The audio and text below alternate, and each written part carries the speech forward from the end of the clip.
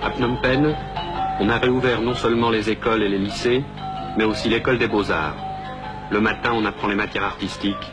L'après-midi, on suit le même programme scolaire que dans les autres écoles.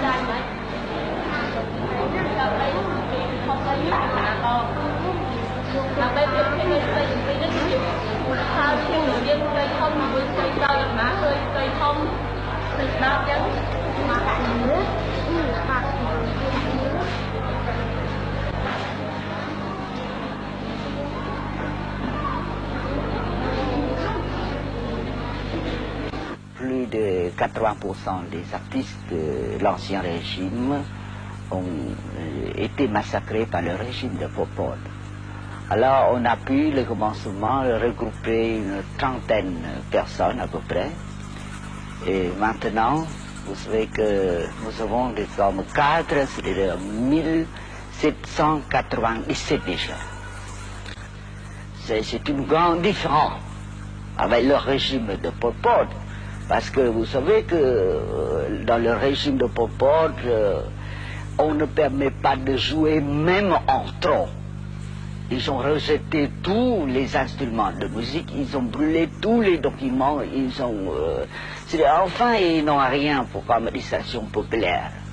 Alors que maintenant, vous savez que le reste des artistes, ils sont vieux, c'est les survivants. Qui reste, on a donné toute liberté de reconstruire, de restaurer, c'était de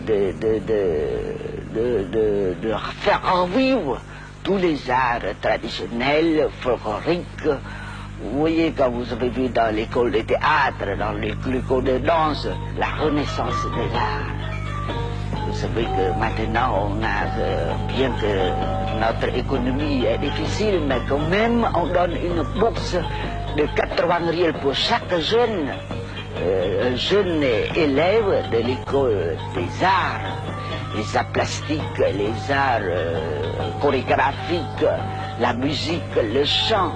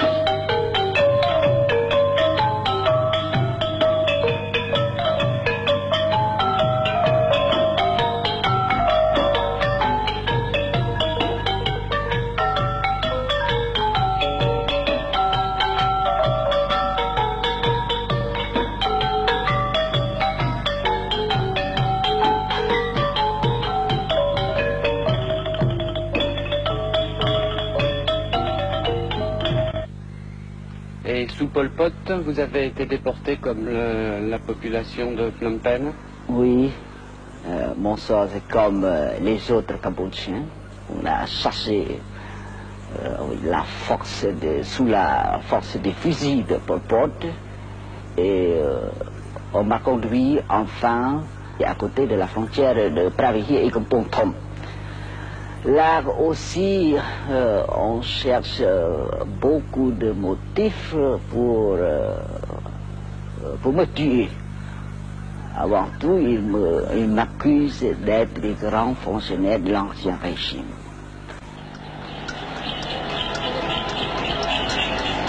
Un ancien régime que Pol Pot et les Khmers rouges voulurent anéantir en vidant la ville. Rue déserte, pas un magasin, pas un passant, aucune circulation, le silence.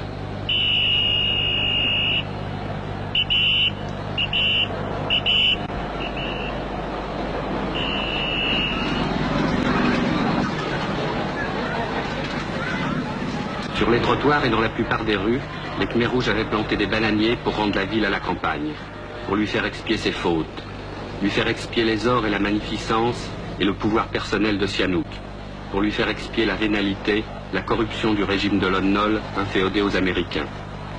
Ce fut l'anéantissement d'une ville qui comptait plus de malheureux que de corrompus, ce fut la déportation et le massacre d'un peuple.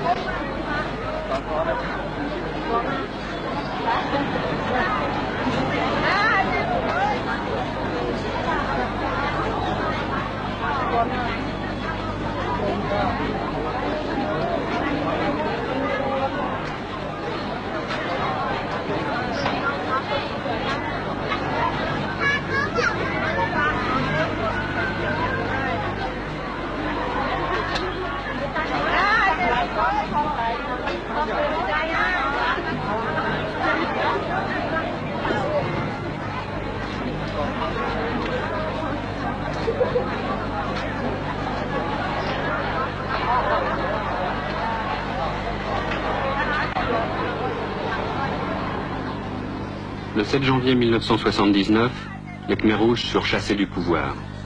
Aujourd'hui, Phnom Penh laisse son armée et les Vietnamiens se battent aux frontières contre les débris des forces Khmers rouges. Aujourd'hui, Phnom Penh essaye d'être à nouveau une ville vivante.